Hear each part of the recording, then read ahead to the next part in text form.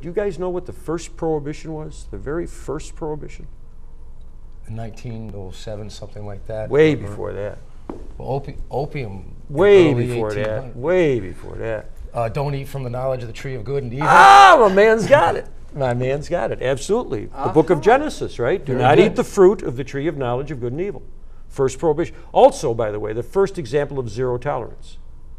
You hear that term all the time, zero tolerance? Well, we didn't invent it. God invented it. According to that story, zero tolerance. Little bite of the apple, big bite, don't make no difference, you're out of the garden. How many people had to be watched to make that one work? 2. And who was the cop? The big guy. You can't escape that one now. You know, the all-seeing eye. So if any prohibition was going to work, that would have been the one. But if you read the Genesis... That's classic. If you read the Genesis story, though, there's something else that was in the garden. I'm not talking about the snake. And that was, if you read the story, free will. The fact that Adam and Eve had the ability or the right, the power by God given to them in that story to be able to make their own choices. And that's why prohibition doesn't work, because we all have free will. And whether the government recommends we do something or doesn't, we make our own choices, ultimately, whether we're going to do it or not. And those choices can sometimes go against the government's will. Sometimes for all kinds of good reasons, sometimes for bad reasons. But we have that right to make free choice. So once I came to that understanding that prohibition was that fundamentally flawed, okay, then it became no problem for me to understand it. Now, you do have to understand one other aspect of this. All of our laws are prohibitionary. We prohibit murder, robbery, rape, right? Parking prohibited. It even says sometimes prohibited on the sign, prohibition. Yep. There's 2 kinds of laws we have in our society. The Latin term is the mala per se laws, and then the mala prohibitum laws. And the difference between these 2 laws is profound. The mala per se laws are crimes that are crimes because they're crimes. I mean, if we walk out of here today and we see somebody bang somebody over the head and steal their property and run away with it, nobody's got to explain to us why that's against the law. We know why that's against the law because there's a victim screaming, I've been victimized. On the other hand, if we walk out of here and we watch somebody walk up to somebody and hand them a $10 bill, and that person hands that person something that they put in their pocket, and they walk away, both with a smile on their face because they both got what they wanted out of the deal, somebody's got to explain to you why that activity is against the law, because these are consenting adults that are involved in consenting behavior, okay?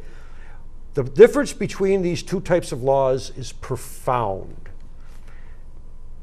The law against murder, for instance, there are some people that will argue that we have less murders in America because we have a law against murder. I happen to be one of the people that will argue against that position. I never arrested anybody in 20 years of police work who, when I arrested them, said, I knew I was going to be arrested when I did this. Everybody I arrested thought they were going to get away with it until we arrested them. Okay, so I don't think that we actually have less murders because we have a law against murder. But I'm sure of this: we don't have more murders because we have a law against murder. Nobody's out there killing people because you say, I can't do that? Well, I'll show you. That isn't the reason people kill people. No matter how crazy people are, that isn't the reason they kill people. And then we look at the mala prohibitum laws. These are the laws against activity we don't like, but that doesn't really have a victim, okay? The buyer of the drug, the seller of the drug, both happy campers, right? I never had any, I had people come up to me and say, he robbed me, he stole from me, he raped me, he did this, he did that. I never had one person come up to me and say, officer, that man just sold me drugs. That never happened. Not once in 20 years did that ever happen, not once, okay? The difference between these 2 laws is profound, as I said before, because of this. The law against murder doesn't create more murders.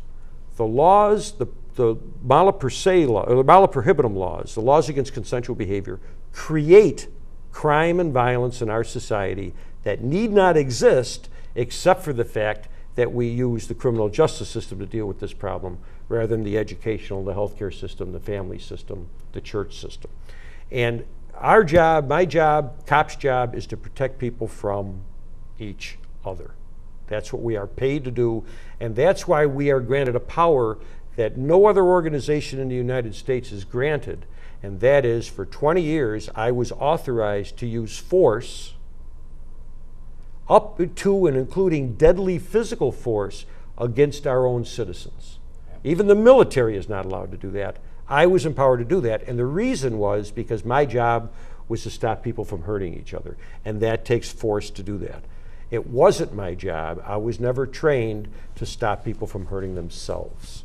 In fact, as soon as we ran across that situation, we shipped them people off to the health system as quick as we could get them out of our hands. The attempted suicides, that kind of stuff, because we knew that that wasn't our job. With these drug laws, you're asking us to fill that gap, and we're incapable of doing it. And when you misuse a tool, you get damaged results. And that's what we're getting out of this drug war today. So, but besides that, I ain't got nothing to say about this. well, what have you been doing the past, couple weeks in Connecticut? Well, been running around the Rotary clubs, Kiwanis clubs, Lions clubs, NAACP meetings, any organization we could come in, television shows, radio shows, and talking about our issue and trying to get some discussion going in America about this issue, because before things change, there has to first be discussion. And right now, we're not even talking about alternatives to drug policy in America. Right. We're not even having the discussion yet. So at this phase of our endeavor, our job is to get the discussion going, and then we hope to have policy change. Let's talk about LEAP. You began LEAP in 2002.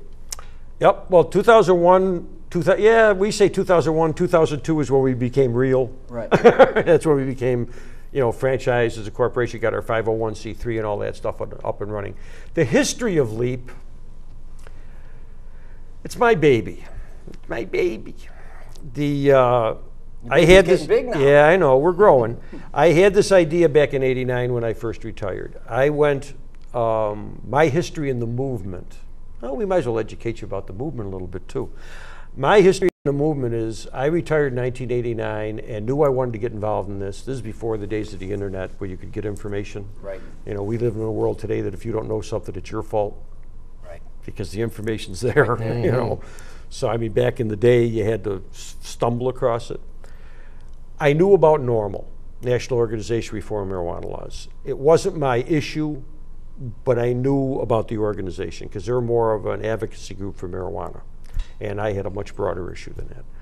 But I called down to Washington to their office right after I retired, and they said that they were having a conference in Washington, D.C. in the fall of 1989. So I got in my car, drove down to Washington, checked into a hotel, and went to the conference.